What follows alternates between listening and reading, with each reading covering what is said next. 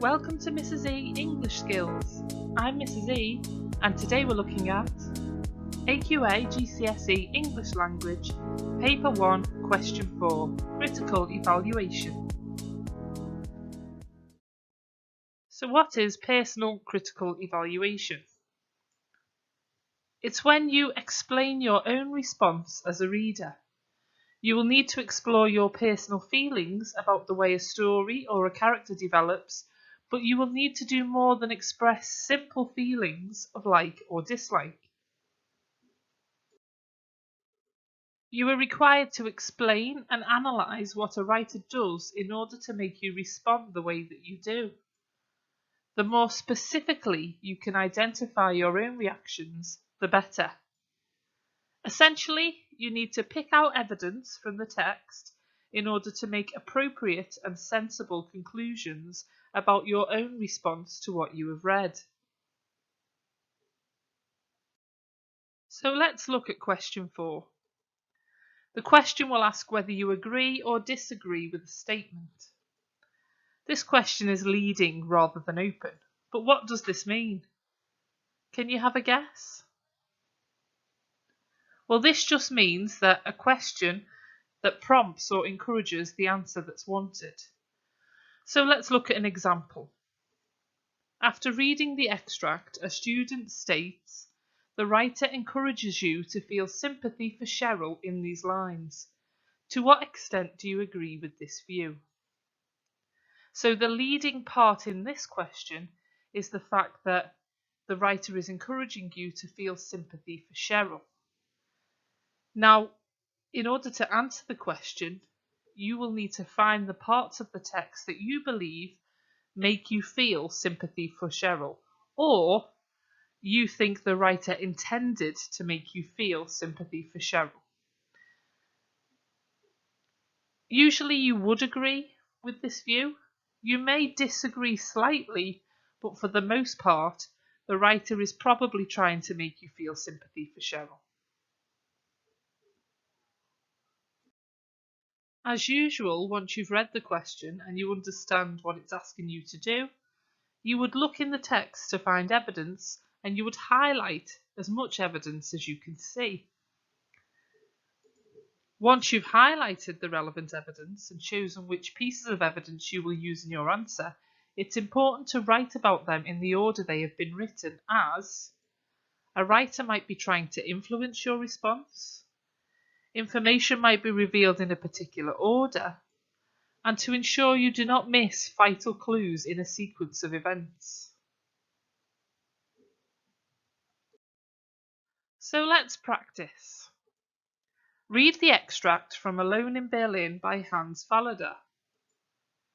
The question is, after reading the extract, a student wrote, "In this passage, the writer encourages the reader to feel dislike towards Enno Kluge. To what extent do you agree with this view?" You should write about your own impressions of Enno as he is presented here, how the writer has created these impressions, and support your answer with quotations from the text. This statement, as you know, is leading, and the leading part is the writer's encouraging you to dislike Enno Kluge. So you will know I need to find parts of the text that make Enno seem like a character I might dislike. For the bullet points, you can see here I've put in brackets what each one represents. So the impressions that you get of Enno will be your evaluations based on what's written.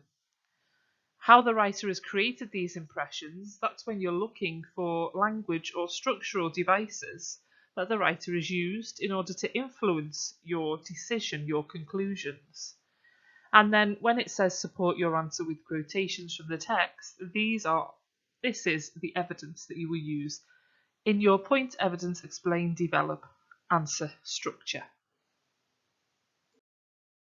I'm going to read the extract, and as I read it, try and jot down some notes or some quotes that you feel make you feel dislike towards Enno Kluge.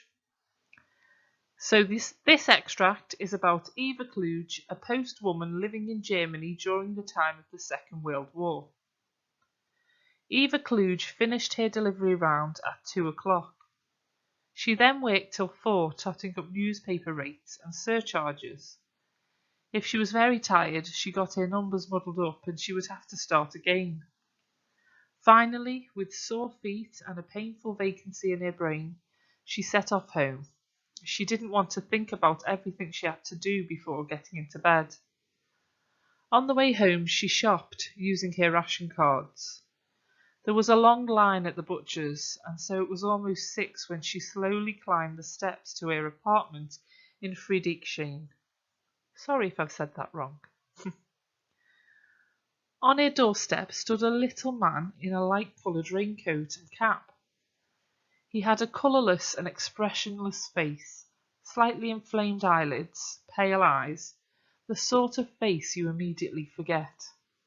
"Is that you, Enno?" she exclaimed, and right away gripped her keys more tightly in her hand.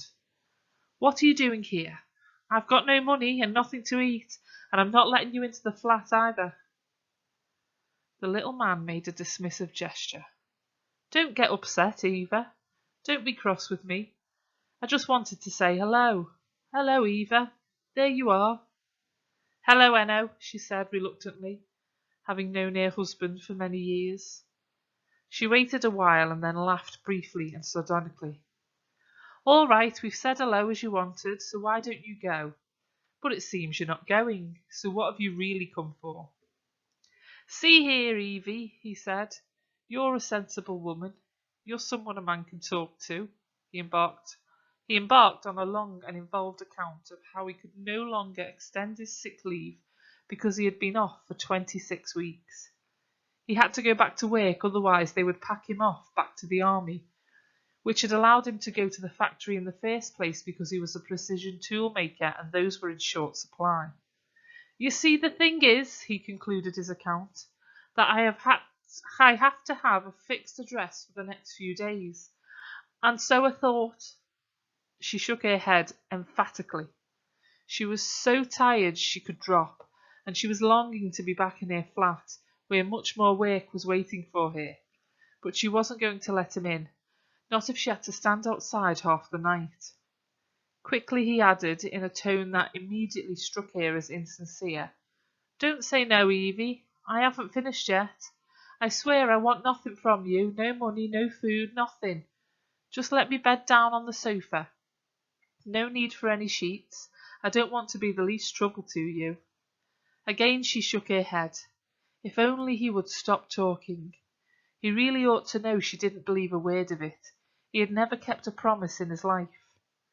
She asked, "Why don't you get one of your girlfriends to put you up? They usually come through for something like this." He shook his head. "No, Evie, I'm through with women. I can't deal with them any more. I want no more of them. If I think about it, you were always the best of them anyway. You know that. We had some good years back then, you know, when the kids were small." In spite of herself, her face lit up at the recollection of their early married years. They really had been good years, when he was working as a machinist, taking home 60 marks a week, before he turned work shy. Immediately Enno Kluge saw the chink. "You see, Evie? You see? You still have a bit of a soft spot for me, and that's why you'll let me sleep on the sofa." She didn't say a word, and he went on, because it was his belief that you could talk your way into or out of anything, and that if you were persistent enough, in the end people would just give in. She spoke at last. "Look, Enno, I don't care if you stay here until midnight talking. I'm not taking you back. I'm never doing that again. I don't care what you say or what you do. I'm not going to let you wreck everything again with your laziness, your horses and your hussies. You've done it 3 times, and then a 4th, and then more, but I've reached my limit and that's it. I'm going to sit down on the steps because I'm tired. I've been on my feet since 6. If you want to, you can sit down, I don't care. You can talk or not, that's up to you. As I said, I don't care. But you're not setting foot in my apartment ever again." So let's start highlighting. I can only pick out a few things, but there are numerous examples that you could pick out where you would feel, or the writer intends you to feel, dislike towards NO. Far more than I could discuss in this short video. So I'll just look at a few examples that lead into my answer that I'm going to give you at the end of this video. So the first thing I noticed was the presentation of Eva in contrast to the way NO is presented at the beginning and the end of the extract. You'll notice that the first paragraph tells you how tired Eva is from working her long hours in her job and how she had the prospect of more work when she got home. So she was working so hard she was physically and mentally exhausted. Whereas Enno's described as being off work for 26 weeks, being work shy, coming to her to take advantage, to ask for money, to ask to stay in the flat. So that contrast is quite important, really, because it makes you champion Eva and therefore dislike Enno. The physical description of Enno, the use of adjectives, colourless, expressionless, slightly inflamed, pale eyes, the sort of face you immediately forget. It's basically suggesting that he's not worth remembering. There's nothing stand out. There's nothing beautiful. There's nothing worth effort, I suppose. Particularly the sort of face that you immediately forget. He's not worth remembering. So that could make you feel dislike or even indifference. Then you have an Eva's initial reaction. The verbs gripped her keys more tightly, and even the verb tightly as well. She assumes he wants something, and that reaction to me suggests fear or mistrust. And when she says, I've got no money and nothing to eat, it can make the reader feel like he's done this before, she knows what to expect, and he's taken advantage in the past. So you could grow to dislike him because of that. Also, there's a sense of dishonesty through the use of dialogue when he says, I just wanted to say hello. And by this point, we kind of know, and Eva certainly knows, that he doesn't just want to say hello. And she says, what have you really come for? Which suggests she's been here before, he's done this before. And obviously our sympathy lies with Eva because she's exhausted, she's tired, she's been built up that way, and she's reacted negatively towards this character. So we will react negatively towards that character too. Then we have the fact he's persuasive and he's used to telling stories. We've got the long involved account. Uses flattery, you were always the best of them. I think it's interesting that his account isn't stated, so we don't have the dialogue there, it's missing. Whereas at the end when Eva speaks, we have the full monologue. I think it might suggest that everything he was saying is not worth remembering, not worth hearing, because it's all lies, it's all manipulation. So that might be something you picked up, but it's something that you could put in your answer. Also, we've got the idea that he's insincere. It even says it sounded insincere in the text, and she didn't believe a word of it. He had never kept a promise in his life. This is all painting him in a bad light. And then we have a sense that he's arrogant when he expects her to give in. And it says, even if you were persistent enough, then people would just give in. And obviously Eva had in the past. Finally, you've got the list of ways he failed as a husband through the use of the triple or two triples there. So your laziness, your horses, your hussies, and 3 times, then a 4th, then more. So we know he's done this on numerous occasions, and finally she's standing her ground. So pick 3 to 4 pieces of evidence to use in your answer. But how do you structure your answer? Obviously, this question's worth more marks than the last ones that we've looked at. This question is worth 20 marks, whereas the other questions we've looked at, questions 3 and questions 2, are worth 8 marks each. So what makes this different? Well, you have to do a little bit more. So, first of all, you need to state whether you agree or disagree with the statement. And remember, usually you should agree with the statement for the most part. Then you need to make your point, which would be, in this question, the impression you get of NO, for example, arrogant. Then highlight any structural or language devices and features used to show this, if you can see them, and then give the evidence, which would be the quote. Points 3 and 4 you could do either way round. Then you must explain the effect on the reader. Why does this make you dislike him? And if you can, then you can develop your point further. But this isn't essential for every point that you make. Then times this by 4, or at least 3. So the point, evidence, explain, develop, you should write at least 3 to make sure you've got a full answer. 4 if you've got enough time. You should spend around 25 minutes on this answer, so make sure you've saved enough time for this answer, particularly as it's worth the most marks in the reading section.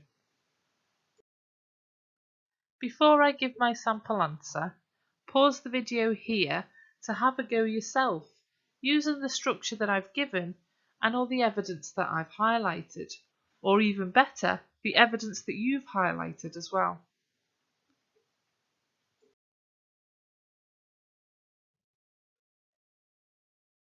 Okay, let's have a look at my sample answer. Remember, this is only an answer, not the answer. Yours should be different, but you are trying to match the quality of a higher grade answer, not exactly what's written. So, I agree that the reader is encouraged to dislike NO kludge. Firstly, the writer begins the extract with a detailed account of how hard Eva works and the impact this has on her physical and mental well-being by describing her sore feet and painful vacancy. This is in direct contrast to NO, who is described as wanting to extend his sick leave, having been off for 26 weeks. This encourages the reader to champion Eva and will her to deny NO entry, assuming he will take advantage. The writer details Eva's initial reaction to NO by describing how she gripped her keys more tightly. The verbs gripped and tightly suggest a fearful and mistrusting reaction, which prompts the reader to assume danger, immediately taking a dislike to him. This is further encouraged when Eva states, "I've got no money, what have you really come for?" implying that NO has taken advantage of her in the past and likely will again. The writer highlights NO's arrogance by stressing how NO believed if you were persistent enough, then people would just give in. This solidifies his persona as a confident manipulator, evident earlier in the text when he mentions the children, knowing that Eva's love for them might sway her, increasing the reader's distaste for NO. Finally, the writer ends the extract with a monologue from Eva, where she describes his laziness, horses, hussies, and how he had failed as a husband 3 times, then a 4th, then more. The use of triples emphasises the impact of these transgressions. The reader is triumphant at Eva's defiance and is thoroughly convinced she is right not to let him in. What do you think? Did you have anything similar?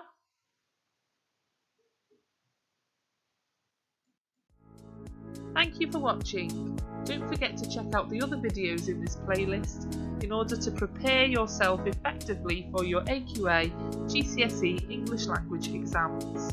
If you've got a question, just add it in the comment section and I'll answer as best I can. And don't forget to subscribe in order to allow me to make more videos to continue to help people with their English skills. I'm Mrs. E, and I'll see you soon.